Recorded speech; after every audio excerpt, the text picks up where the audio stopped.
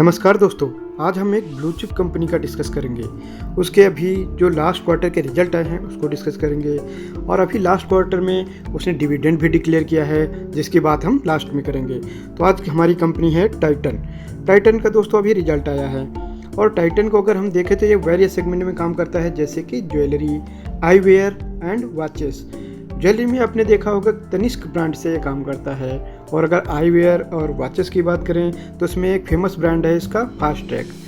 तो दोस्तों पहले हम इसका क्वार्टर 4 का जो रिजल्ट है उसको एनालाइज करेंगे प्रीवियस क्वार्टर 3 के साथ। तो अगर हम उसकी सेल्स देखें क्वार्टर 3 में तो 14,164 करोड़ की थी, जो घटकर क्वार्टर 4 में आई है 12,494 करोड़ की। एब्सोल्यूट टर्म में देखा जाए तो 1670 करोड़ इसका सेल्स कम हुआ है, जो कि परसेंटेज में 12% होता है, जो कि बहुत बड़ा शॉर्टफॉल है इसका इस क्वार्टर में। वहीं मार्जिन देखा जाए तो मार्जिन भी कॉन्ट्रैक्ट हुए हैं, जो कि प्रीवियस क्वार्टर में 11% से घटकर 10% हो गए हैं। 1% से मार्जिन भी घट गया इसका, जिसका असर इसके प्रॉफिट में, इसके बॉटम लाइन में दिखाई देगा। तो प्रॉफिट बिफोर टैक्स 1378 करोड़ था प्रीवियस क्वार्टर में, जो अभी 991 करोड़ है इस क्वार्टर में। एब्सोल्यूट में 387 करोड़ का शॉर्टफॉल है। परसेंटेज में देखा जाए तो इसका प्रॉफिट 28% से ड्रॉप हुआ है।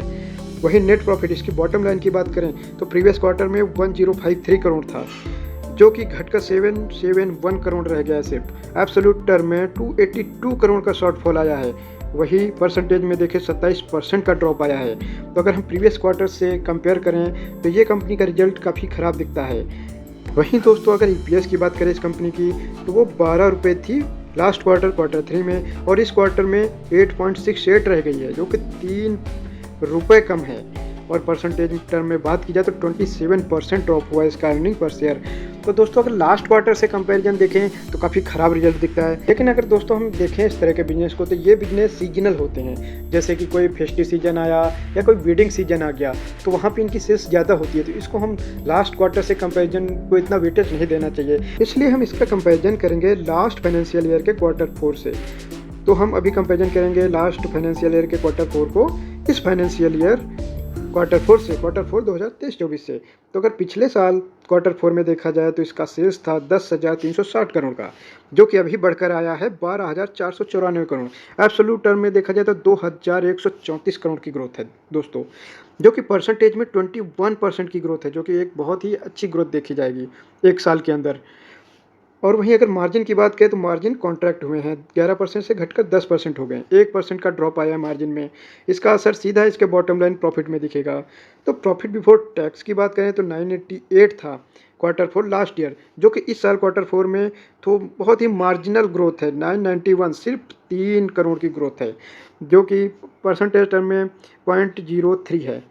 वहीं अगर बॉटम लाइन नेट प्रॉफिट की बात करें तो लास्ट फाइनेंशियल ईयर क्वार्टर 4 में 736 करोड़ था, जो कि अभी बढ़कर 771 करोड़ आया है, यानी कि 35 करोड़ की ग्रोथ दिखाई है, जो कि परसेंटेज टर्म में 5% होता है।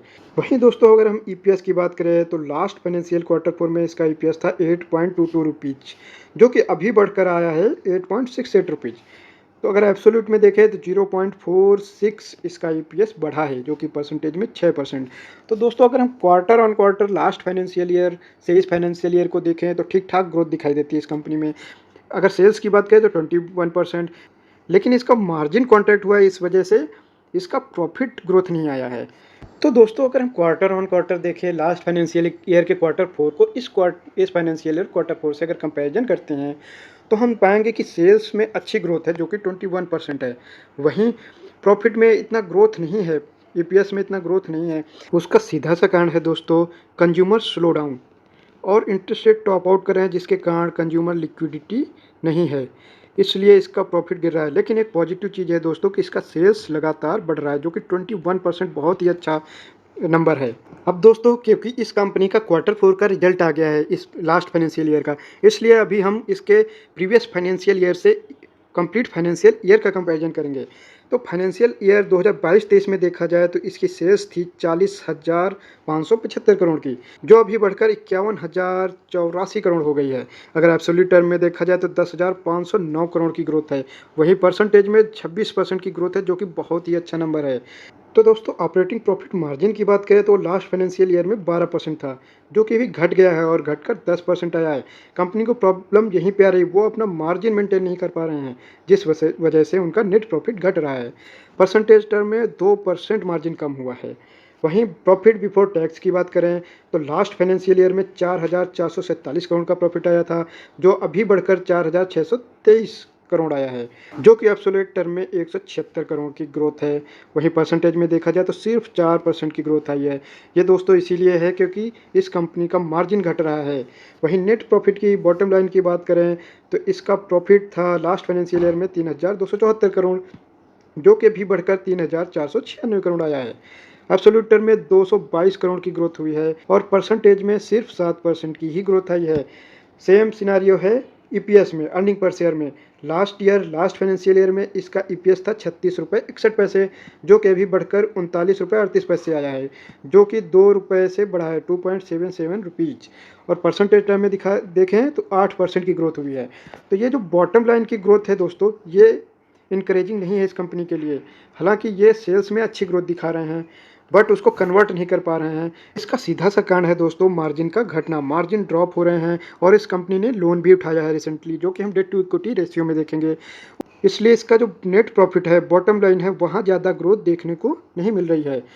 अब दोस्तों अगर हम टाइटन का हिस्टोरिकल डेटा देखें तो अगर कंपाउंडेड सेल्स ग्रोथ देखें टाइटन का, तो 10 साल का 17% का सीएजीआर है और वहीं 5 साल में देखें तो 21% का, जो कि बहुत ही अच्छा है। और अगर लास्ट 3 ईयर्स का देखें तो 33% का कंपाउंडेड सेल्स ग्रोथ है और लास्ट 1 ईयर में 26%। तो इस तरह से देखा जाए तो इस कंपनी की सेल्स हमेशा से अच्छी रही है। तो दोस्तों इस तरह की जो fast growing blue chip company है वो बहुत ही अच्छी होती है। इस तरह की कंपनियों का हमें एनालिसिस जरूर करना चाहिए। इस तरह की कंपनियां हमेशा लॉन्ग टर्म में अच्छा करती हैं। और आगे भी अगर फ्यूचर की बात करें दोस्तों, तो इस कंपनी का ग्रोथ अच्छा दिखाई देता है, अच्छा हो सकता है, क्योंकि उसका रीजन है अभी जिस तरह से ज्वेलरी सेगमेंट अगर देखें, क्योंकि इस सेगमेंट में अभी भी अनऑर्गेनाइज सेक्टर का बहुत ही बड़ा हिस्सा है। ऑर्गेनाइज सेक्टर अभी बहुत ही अंडर पेनिट्रेटेड है, तो इसलिए अगर हम फ्यूचर को देखें तो अभी भी इसमें अच्छी ग्रोथ दिखाई देती है। तो अगर इस तरह का ग्रोथ मेंटेन कर पाता है, सेल्स ग्रोथ 20% प्लस का, तो ये कंपनी आने वाले टाइम में अच्छे से ग्रो कर सकती है। इस कंपनी में अभी बहुत ग्रोथ बाकी है। अब दोस्तों हम बात करते हैं कंपाउंडेड प्रॉफिट ग्रोथ की, तो वो अगर लास्ट 10 ईयर में देखें तो 17% का कंपाउंडेड प्रॉफिट ग्रोथ है, जो कि बहुत ही अच्छा है। वही लास्ट 5 ईयर में देखें तो 20% का है, लास्ट 3 ईयर में 54% का है। तो यहाँ तक नंबर बहुत ही अच्छे हैं। हिस्टोरिकली ये कंपनी ने बहुत ही अच्छा प्रॉफिट जनरेट किया है, लेकिन अगर करंट फाइनेंशियल ईयर में देखा जाए लास्ट 1 साल में सिर्फ और सिर्फ 8% का ही ग्रोथ है। यहाँ ये कंपनी जरूर इंप्रूव करेगी। आने वाले दिनों में जैसे ही इंटरेस्ट रेट कट होंगे, जैसे ही लिक्विडिटी फ्लो होगा, आप देखेंगे कि इसका प्रॉफिट ग्रोथ भी बढ़ता हुआ दिखेगा। इसलिए दोस्तों ये कंपनी मुझे एक ब्लू चिप कंपनी के साथ साथ एक ग्रोथ कंपनी भी दिखाई देती है। अब दोस्तों अगर हम स्टॉक प्राइस की बात करें, हिस्टोरिकली ये स्टॉक प्राइस इस कंपनी का कैसे चला है, तो लास्ट 10 ईयर में देखा जाए तो इस कंपनी ने 29% सीएजीआर का रिटर्न दिया है। वही लास्ट 5 ईयर में 25% सीएजीआर का रिटर्न दिया है। लास्ट 3 ईयर में और भी अच्छे रिटर्न है, 36% सीएजीआर।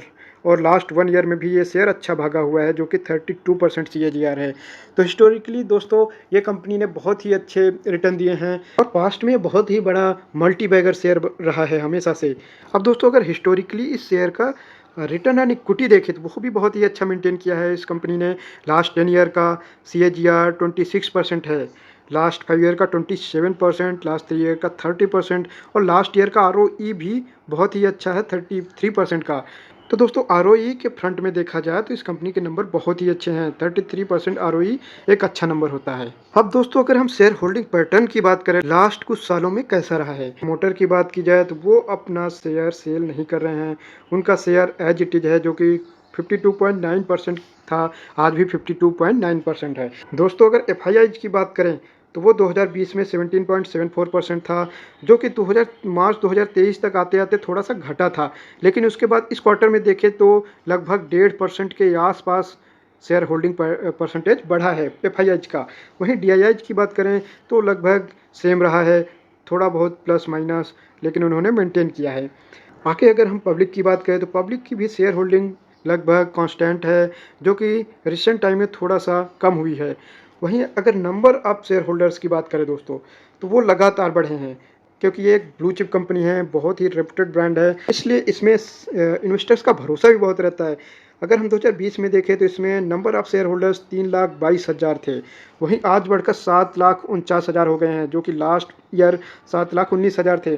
तो जैसे-जैसे दोस्तों हमारे यहाँ नंबर ऑफ़ डीमैट अकाउंट बढ़ेंगे, तो ये ऐसी कंपनी है जो कि इतना रेप्यूटेड है, इसमें नंबर ऑफ़ शेयर होल्डर्स बढ़ते ही रहेंगे। अब दोस्तों अगर हम कुछ बेसिक डिटेल्स इस कंपनी की देखें, तो इस कंपनी का मार्केट कैप है 3,13,735 करोड़ का। काफ़ी बड़ी ब्लू चिप कंपनी है ये, लेकिन इसके बावजूद ये अच्छा ग्रोथ दिखा पा रही है, अच्छी सेल्स ग्रोथ दिखा पा रही है, बहुत ही अच्छी चीज़ है।